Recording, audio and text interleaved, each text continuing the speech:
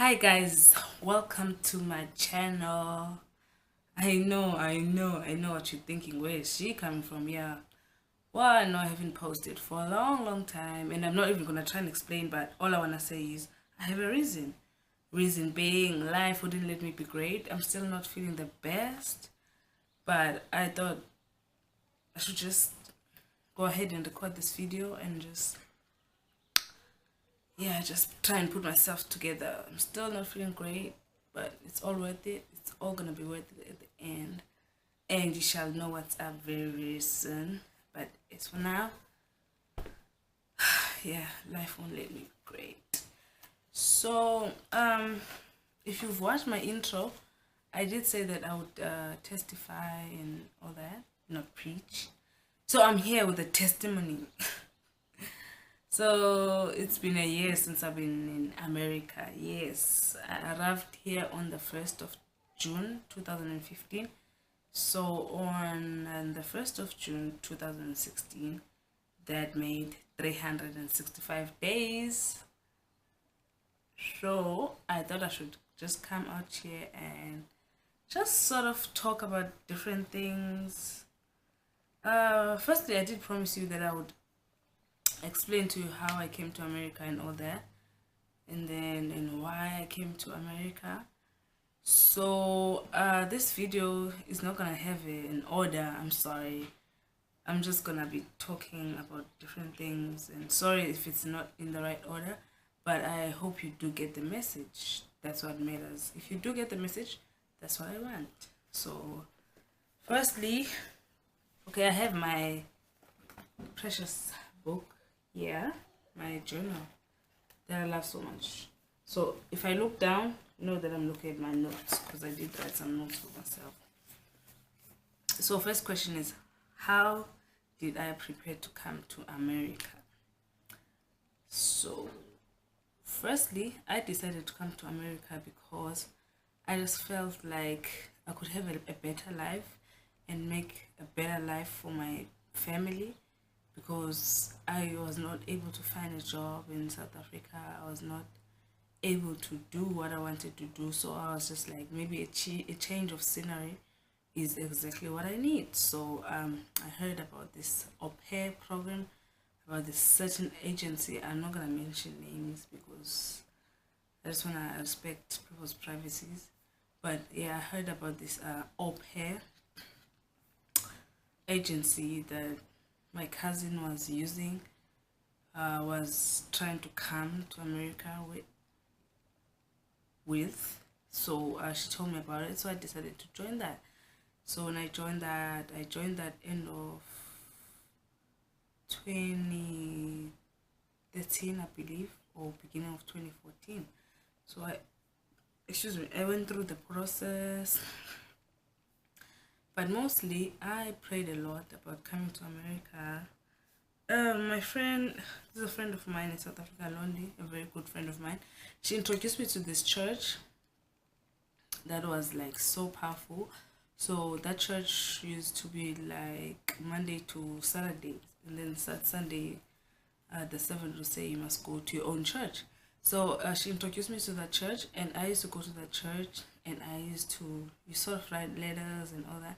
So I used to pray a lot. So my prayer was that, okay, I want to come to America, but God, if I come to America, if you want me to come to America, and if it's your plan for me to come to America, open the doors. But if it's not, close the doors, like don't make it possible. And if I do come, you have to make sure that I don't suffer in any way when I'm here. Because I don't know anyone. Like I just left my family and I just came here and alone. So I would pray like every day, like God please, God please. So finally my thing came together. My uh agency managed to find me a family that I really liked. We talked with the family, we had a lot in common, and then we decided, okay, fine. So it was decided that on the 31st of May 2015, I'm leaving. Okay. So I was excited. It was bittersweet because I'm very family orientated. So me being away from my family, like I've always been away from my family, but this is like away because we're talking thousands of kilometers or miles or whatever you want to call it. So that was bittersweet because I was going to leave my family. But again, on the brighter side, I was going to be able to make a better life for my family. So I came to America. I came to my host family. I was with my host family for 2 weeks and we started having problems that I won't really go into. But we started having problems and started seeing differences.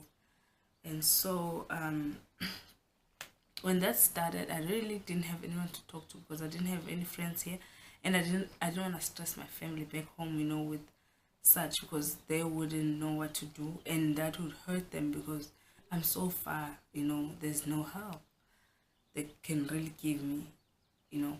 So the third week things got worse. The fourth week things got really bitter. So on the third week, my host child was like 4 years, so he liked going to the park. So this one day I took him to the park, and I had been looking for friends, and for me, I've never had a white friend or friend of any other race. Of course, I've had like people that I know, not like close friends. So I was just looking for a friend, though. Didn't matter what race they were. But I was at the park and I just saw this young African woman. She was sitting with white children. So I don't have a problem with approaching people at all. I can just approach you and just I like making friends. I like meeting new people. So I saw this lady and I just walked up to her and I was like, hey, my name is Onati, and she told me her name. And I'm like, I'm from South Africa. I was just like, oh, I'm from Zambia. I'm like, oh, yeah. And then I started just telling her all my problems. And she's like, girl, it ain't gonna work out. You don't have problems with the family that you're working for in the first month. You're supposed to have problems with the family after some months or a year. But if you having problems with the family at 3 weeks, it's not gonna work out. Oh, it's just like, girl, you're tripping. If it doesn't work out, what am I gonna do? Because I don't know anyone here. She was like, oh, you can always move in my crib. I don't mind. So I was like, wow, that's so generous, for someone you just met. But that was cool. Excuse my, like I said, I'm not 100% yet, so I'm gonna have my small glitches. So yeah, it went on to the fourth week. Things got really bitter, and I told my friend, I said, my friend, things are not going well. Says, girl, come on over. So we came to an agreement with my host family to go our separate ways, and yeah, so I moved in with my friend. That was July. Maybe I moved in with her July 9th. Now, bear in mind, this is all happening like during my birthday, because my birthday is on the 1st of July. So, man, my birthday last year was terrible. So this year it has to be the best. Yeah, so like for me, firstly, I want to talk about my Christian journey, my Christianity, my journey, how I became a Christian. For the longest time, church was a routine for me because my mother took us to church screaming and kicking like every day, not like every Sunday. So I got used to going to church to an extent that when I left my family at 15, I went to stay in another province. When I left my family, I got used to going to church. I would go to church because it felt right. I would go to church because I'm used to it, it was like a part of my life. So until 2013, my friend introduced me to that church I talked about earlier on. That's when I actually could feel the Holy Spirit. That's when going to church made sense. That was when church was more than just being there, clapping and singing. That's when I would leave church, a different person than I came. That's when like, I don't know how to explain it, but that's when things changed. That's when church became more than a routine for me. That's when I started believing. That's when I started praying. Like, not just praying, because before I just used to pray, but that's when I started praying with the meaning and all that. And so God has really, really, really been with me in this America, because had he not introduced me to that lady, I don't know where my life would have went. Probably would have been sleeping in the under the bridge somewhere, or because I didn't know anyone. So God has been good. Like, when I think of like what I've been through the past year, tears come to my eyes, but I'm not gonna shed a tear right now. But yeah, when I think of what I've been through, tears come to my eyes, because I just can't imagine where I would be if it wasn't for God's grace, for God's mercy. You know, things could have turned out bad. I could have been on the street, because my family was ready to let me go, and I didn't have money like for a return ticket, because I was earning little, and all that I had earned, I had sent it home because I had to do some stuff at home. So I didn't have that kind of money, and the dollar is so strong. Even if I asked for that money from someone from South Africa, it will take their whole year paycheck for them to be able to send me that ticket money. So I was just stuck between a rock and a hard place. But I didn't stop praying. I was just like, God, have your way. Like, I know you said you never leave me. I know you said you never forsake me. So now this is the time to show me. And he did. And he's been with me ever since. I was not working for such a long time, but I've never gone to bed hungry. I've never, like, my friend was so good to me. She would buy groceries. She would take me out. She would, yeah, well, but yeah, my point is, God is good. So, yeah, my life in America has been very interesting. I've grown. I've learned to be strong. Nga. I used to be strong, but I've learned to be stronger. I've grown. There's been ups and downs. There's been happy times. There's been sad times. Mostly the sad times are because I miss my family, but I do communicate with them often, like almost every day. But just not being there and knowing that I just can't say, oh, I'm going home now, or I'm going to see my family, because we're so far apart. But yeah, I've grown, and it's been a very interesting journey, an eye opener for me. And yes, so the next thing I want to talk about is how I think clothes are cheap and all that here. Well, people from here will complain, obviously, like how expensive things are. But when I look at it, um, things are really cheap here. Okay, in a sense that, like, if I think that I can get Mac for like Mac powder for like $25 to $30, that in South Africa it costs you more, close to 500.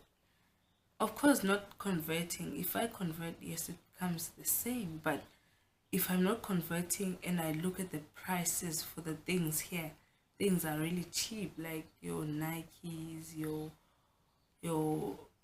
like, for me, I hardly had any name brand in my clothes, because they're so expensive until I came here. That's when I could buy Jordans for $50. I'm like, what? Jordans for $50? You get that for 1,500, close to 2,000 in South Africa. So things are cheap when I'm not converting. Of course, when you convert, it comes to the same thing. One thing I haven't liked about America is the food. Food from here is horrible, to an extent that I have to ask my family to send me some dry foods that can go through customs, because I cannot get over how horrible the food is here. I can't even get used to it. I think the food here is horrible. So when that food comes, I'll do a South African food haul, and I'll let you know why I was saying food from here is horrible. So I learned a lot here in America. I learned that there are Mexican people. I didn't know. I swear, I didn't know. I've always seen on movies and all that, but I was just like, these people are these people are too dark to be white, but they're too white. They're too light to be colored. So, but I've never really bothered to go and check and all that. So before I came here, everyone was telling me about Mexicans, all the people that have been here, but I hardly knew anything. So I was just like, yeah, whatever. I like how diverse this place is. I'm in California, so it's very diverse. Like African community is very strong here. There's a lot of like African brothers and sisters. Um, of course, coming from South Africa, as you know, something I'm not really proud of, but it's the xenophobia attacks that took place. Um, I don't know. I just feel like even though you are not told not to be friends with your African brothers and sisters and all that, because there's a lot in South Africa. There's a lot of people from Nigeria, Somalia, Ethiopia, Malawi, and other countries. But I've never really had a friend or dated anyone who's not from South Africa. I did date one person who was not from South, and that was like wow to everyone. And it was sort of embarrassing. That's how wow it was, because I feel like the way we are raised to be in one, even though we're not told, no one tells you, oh, hate your brothers and sisters or your African brothers and sisters. But there's something about the way we grow. We only stick together, like as South African people. I don't know where that comes from, but yeah, it's there. Well, again, let me put a little disclaimer. Whatever I mention here is my opinion. It doesn't make it right, it doesn't make it wrong. You're entitled to your own opinion, I'm entitled to my own. So I'm just stating how I see things, and according to my experience, maybe your experience is better, like that's good. But yeah, so yeah, that's a disclaimer I wanna put. Yeah, so yeah, we're never like that with our African brothers and sisters. But here we're tight. We're one community. We support each other. Even though with the ladies, of course, there's always jealousy and all that. But overall, we're tight. Like we're friends. And then the shock of my life when I went to the gym for the first time and I had this white woman trying to help me gather up my stuff for my class. I was so shocked. I was like, what? Why is this woman helping me? Because there's so much racism in South Africa. You don't mix with the white folks. Like, yes, there are some people who do have white friends, but that's just a small percentage. Like, there's a lot of racism there. So I've never had an encounter with a white person. I've never had a friend as a white person. I've never had, the only places I see them is from working at the mall, I'm at the bank, or so to see a white person being that nice to me, I was just like, wow, it blew my mind. I was just like, what? Really? And then I asked my friend, she was like, oh no, they're not like that. Yeah, so how I cope with missing my family, I call them. We on WhatsApp every day with my mom, my sister, my brother, my cousins, whoever we are in good terms with and we talk with. We call. I just keep the communication. That makes me feel better. And then I visited LA. Now that was. I have previous in my. If you check my videos, I have two videos where a few videos with my trip from to LA. Yeah, like LA is so far when you're in South Africa. It's a place you don't even think you'll reach because you only see it on the movies. But when I visited LA, it was like a dream come true. Like I was just like, everything, anything is possible. Like I never thought I'd go to LA. Of course, I haven't visited many other places, but I've been to LA twice, and that was just out of this world. Like those are the memories I always cherish. I loved it. I loved it. Now let's talk about English becoming my first language. Man, that sucks. When they ask you what's your first language, I always want to say Xhosa as my first language because that is my first language. But I have to say English because there's no Xhosa here. No, that sucks big time. But it's okay. Yeah, so I have to learn Spanish. That's what I'm thinking now. I have to learn Spanish. And if you ask me what's my first language, I'm like, Spanish. And there's nothing that breaks my heart like how people call my name. My name is Unati.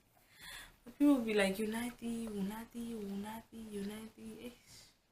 But I always correct them, and I do understand, because even with me, I have some struggles with people's names, but there's nothing that really breaks my heart like someone who can't pronounce my name.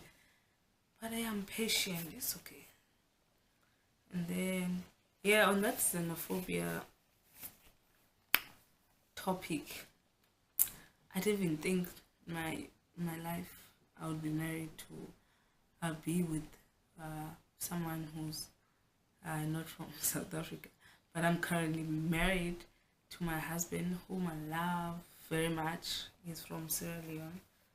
So, well, that I know when I go to South Africa, it's gonna be like meh, but this time I really don't care. It's just like, yeah. So, when I came here, when things didn't work out with my family and all that, I pushed my plans aside, all the plans that I had, because my main plan was to pursue my dream. I got demotivated.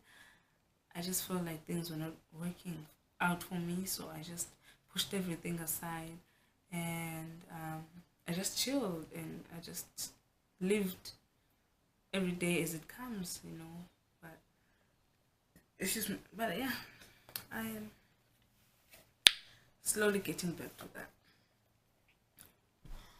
Yo, I miss children who are respectful. Like these kids need to put some respect on you. The kids from here, I don't like the style of raising kids from here.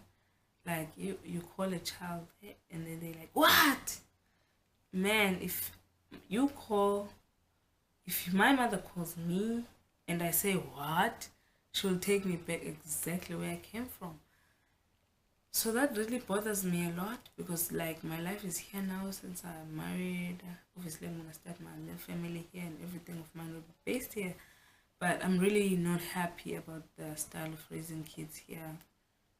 I feel like they don't respect their parents. I feel like for me, coming here is when I appreciated my upbringing and I wouldn't trade it for nothing at all, because the things I've seen, the way they talk to their mothers, like you cannot tell your mother to leave you alone, and then go slam your bedroom door and then put a don't disturb sign there.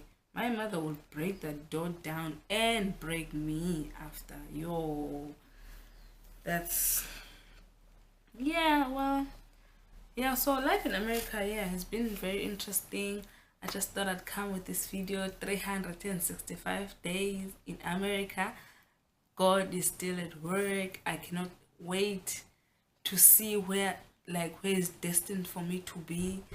I'm very grateful for His grace, for His mercy. Like every day He's just being so wonderful. It's just, I don't know, preach, so I'll leave this here, but God is good. Jesus is love. Thank you for watching. I'm gonna try. I'm really gonna try because I hate it when, I'm subscribed to some channels and I hate when they're not consistent.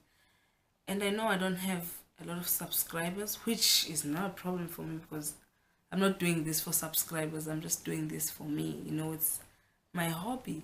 So I know how frustrating it is to go and check on their page and find that they haven't uploaded a new video. So yeah, the past 3 months for me were hell. As you can see, my face even broke out and I got skinny and all that. But I'm working on it. I'm gonna try and be back to a weekly schedule. Upload videos every week. But I'd like to get suggestions for videos as well because, like I said, I'll testify, but I don't really. It's not like I have a testimony every day. Yes, I do have a testimony of every day.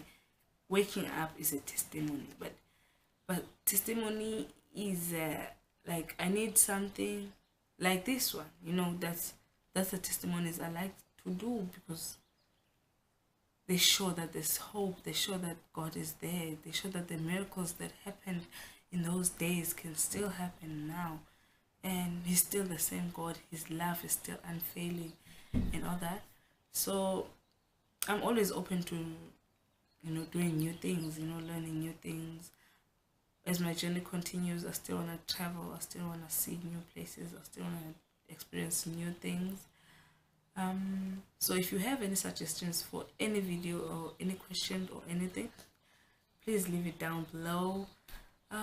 Please like this video, comment, share, subscribe if you haven't, and just show my sister some love. Thank you for watching. I hope you're having a great weekend. God bless.